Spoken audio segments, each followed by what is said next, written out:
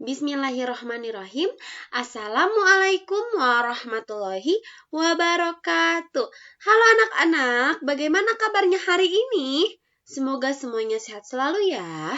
Hari ini kita belajar tematik tema 4 atau tema 2D. Subtema 4, pembelajaran 1 dan 2. Hidup bersih dan sehat di tempat umum. Langsung saja. Tujuan pembelajaran hari ini yaitu membaca teks merawat dan menjaga tempat umum. Yang kedua, memahami sikap menjaga kebersihan tempat umum. Dan yang terakhir, mengenal rusuk, sisi, dan titik sudut bangun ruang. Oke, di sini ada bacaan. Tempat umum merupakan tempat yang didatangi oleh banyak orang. Semua memanfaatkan tempat umum untuk kebutuhannya. Oleh karena itu, agar tempat umum tetap dapat dimanfaatkan, kita harus merawatnya. Tempat umum harus dirawat karena tempat umum adalah milik bersama. Nah, jadi tempat umum itu milik bersama sehingga kita harus merawatnya, menjaga kebersihannya seperti itu. Nah, kemudian di sini ada teks tentang merawat dan menjaga tempat umum. Mari kita membaca bersama-sama. Apakah tempat umum itu? Tempat umum adalah tempat yang selalu didatangi dan digunakan oleh banyak orang. Contoh tempat umum adalah halte bus, stasiun kereta api, dan terminal. Ada pula pasar, puskesmas, dan taman. Setiap orang datang ke tempat umum, setiap tujuannya masing-masing, orang datang ke halte bus, stasiun kereta, dan terminal untuk bepergian. Orang datang ke pasar untuk berbelanja. Orang ke puskesmas untuk berobat. Orang ke taman untuk bermain atau menghibur diri. Agar nyaman, kita harus merawat tempat umum. Kita jaga kebersihan dan keindahan tempat umum. Jangan merusak benda-benda yang ada di sana. Dengan begitu, kita dapat terus memanfaatkan tempat umum. Nah, di sini kita diajarkan atau kita diajak untuk merawat tempat umum. Karena tempat umum itu siapapun boleh datang. Jadi ketika kita datang lagi ke tempatnya atau orang lain datang ke tempatnya, itu bisa dinikmati dengan nyaman. Selanjutnya, di sini berilah tanda centang atau checklist untuk sikap yang benar dan berilah tanda silang atau X untuk sikap yang tidak benar. Kita kerjakan bersama-sama. Yang pertama, mencoret-coret dinding halte bus. Ini merupakan sikap yang salah atau benar? Betul, salah. Kemudian nomor 2, membuang sampah di tempat sampah. Betul, karena sampah harus disimpan pada tempatnya agar tidak berserakan kemana-mana yang menjadikan sarang penyakit. Kemudian yang nomor 3, membuang ludah sembarangan? Tentu tidak boleh ya, jadi harus ke WC terlebih dahulu. Kemudian menggoyang-goyangkan tiang rambu pada halte bus? Tentu tidak juga gitu ya. Tiang rambu tidak menghalangi kok. Bukan menjadi mainan ya. Jadi tidak boleh digoyang-goyangkan. Seperti itu. Kemudian yang terakhir, duduk dengan baik di bangku halte bus. Betul, ini merupakan sikap yang benar ya. Jadi ketika kita berjalan-jalan di suatu kendaraan, di tempat umum atau dimanapun, kita harus duduk dengan baik. Jangan lari-lari di halte bus gitu ya. Atau misalkan kita tiba-tiba berpisah dengan keluarga. Nah, lebih baik kita duduk dengan baik di halte bus. Kemudian, sikap bekerja sama menjaga kebersihan tempat umum. Yang pertama, kita membuang sampah pada tempatnya ya. Ingatkan, mau itu sekecil bungkus permen atau plastik bekas yang sudah tersobek, itu tetap ya harus dibuang ke tempatnya. Jangan di mana saja, mentang-mentang kecil, jadi buang aja di mana aja ya. Ingat ya, kalau misalkan kecil terus kita buang-buang, semua orang berpikir, nggak apa-apa dah sedikit ya. Nanti lama-lama menjadi bukit ya, nanti malah jadi bukit sampah. Seperti itu ya, jadi membuang sampah sekecil apapun harus pada tempatnya. Kemudian kita harus bergotong royong membersihkan lingkungan rumah, lingkungan masyarakat, lapangan, taman, semuanya ya. Kita bergotong royong gitu ya. Dengan cara apa ya tadi? Dengan cara membuang sampah pada tempatnya. Lalu yang ketiga, memilih sampah organik dan non-organik. Kemarin kita sudah belajar gitu ya, sampah organik itu dari makhluk hidup, seperti berasal dari tumbuhannya, kayak daun, nasi, kertas, dan lain sebagainya. Kalau non-organik itu seperti plastik, styrofoam, dan lain sebagainya. Yang keempat adalah daur ulang. Nah, tadi ya fungsinya memilih sampah organik dan non-organik itu supaya didaur ulang. Sampah organik didaur ulang bisa menjadi pupuk, sedangkan non-organik bisa membuat suatu produk. Contohnya membuat karpet, membuat pajangan, membuat tas.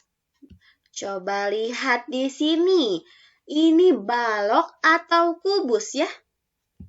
Betul, balok. Ingat, kalau balok itu berasal dari persegi panjang ya. Namun ada ruangnya, namanya balok. Diingat-ingat ya, balok itu panjang ya, persegi panjang sisi-sisinya. Nah, sekarang kita akan mengetahui yang mana titik sudut, rusuk, dan sisinya. Kita ulang kembali supaya lebih paham, lebih teliti dalam menghitung titik sudut, rusuk, dan sisi. Terlebih dahulu kita akan menghitung rusuknya. Ingat, rusuk itu yang pinggirnya. Kalau kemarin kita bilangnya ruas garis. Nah, berarti yang ini CD. Ini adalah rusuk. Kemudian DH. GH sama CG. Sekarang kita hitung ya. Rusuknya ada berapa? Ini udah ada 4. Nah, kalau udah bawahnya udah semua, kita lanjut ke atas ya, ke pinggirnya. 4, 5, 6, 7, 8, 9, 10, 11, 12. Jadi, rusuk balok itu memiliki 12. Kemudian kita mencari sisi. Nah, ingat, sisinya itu ada di bagian bangun datarnya. Nah, seperti ini. Nah, ini sisi. Sisinya ini 1. Terus pinggirnya 2, 3 pinggirnya. Terus masih ada nih yang atasnya 4. Yang belum ya, Mak? Yang bawah 5. Dan yang terakhir depannya 6. Pokoknya sisi itu yang semuanya yang menyelimuti itu adalah sisinya. Berarti ada 6 sisi. Kemudian di sini ada titik sudut. Nah, diingat-ingat, titik sudut. Titik berarti kita tandai dengan tanda titik. Kemudian sudut. Sudut itu yang paling pojok. Nah, kita hitung. Ini titik sudut A. Ada 1, 2, 3, 4, 5, 6, 7, 8. Jadi, balok ini memiliki 8 titik sudut. Nah, dari yang tadi kita sudah pelajari, jadi balok ini memiliki rusuk sebanyak 12 buah. Caranya tadi kita sudah menghitungnya ya. Kemudian mempunyai sisi sebanyak 6 buah. Selanjutnya mempunyai titik sudut sebanyak 8 buah. Nah, supaya diingat-ingat lagi, kita hitung lagi. Coba di sini ada bangun ruang apa yang mirip tenda atau mirip piramida? Betul, 5 segitiga. Bu, kenapa sih disebutnya segitiga? Karena alasnya atau bawahnya ini berbentuk segitiga. Jadi 5 itu ada yang 5 segitiga dan 5 segi 4. Kalau 5 segi 4 berarti bawahnya atau alasnya memiliki bangun datar segi 4. Nah, seperti ini.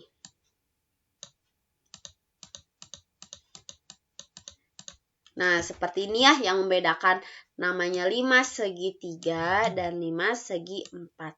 Lihat aja bawahnya. Kalau berbentuknya segitiga berarti 5 segi 3. Kalau bawahnya persegi berarti 5 segi 4. Seperti itu ya. Kita lanjut. Nah, di 5 segitiga kita akan hitung rusuknya, sisinya, dan titik sudutnya.